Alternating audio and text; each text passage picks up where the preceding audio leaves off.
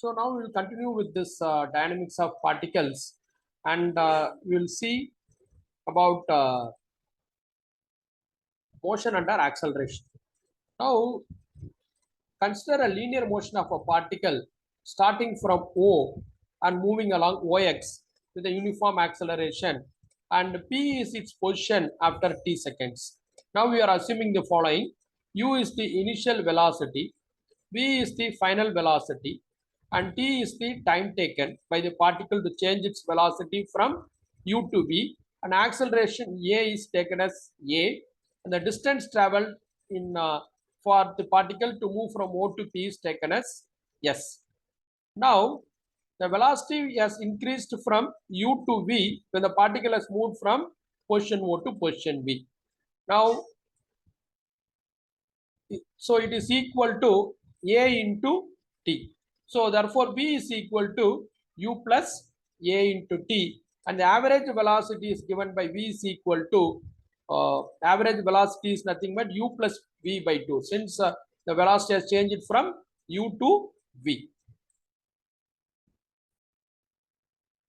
Now the distance traveled by the particle is equal to average velocity into time, and we know that average velocity is U plus V by 2.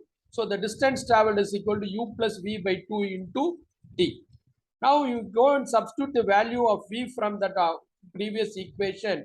We get S is equal to U plus AT by 2 into t, which is equal to UT plus half AT square.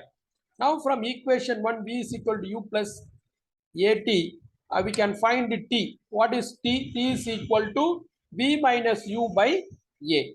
Now you substitute this T is equal to V minus U by A in equation 3.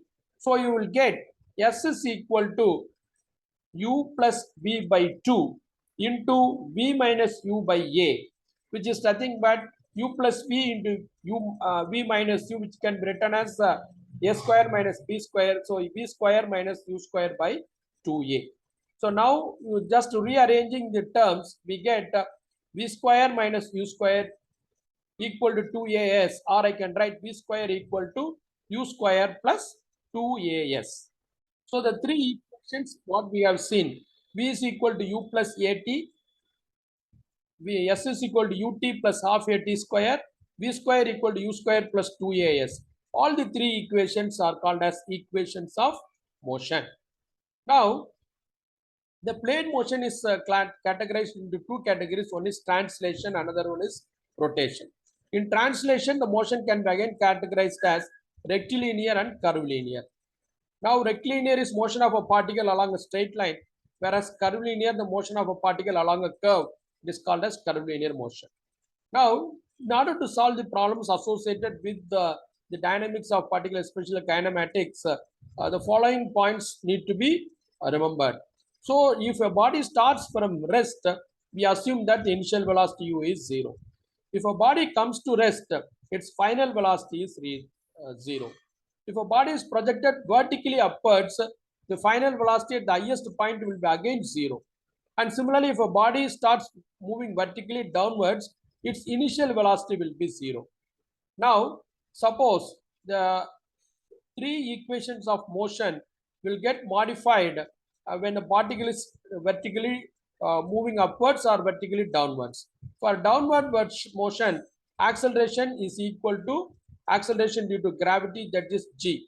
So the equation V is equal to U plus AT gets modified as V is equal to U plus GT.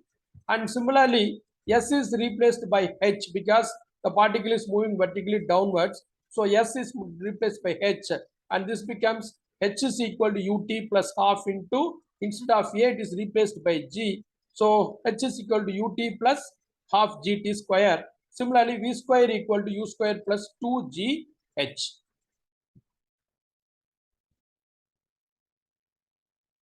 So now we will start to solve a problem here.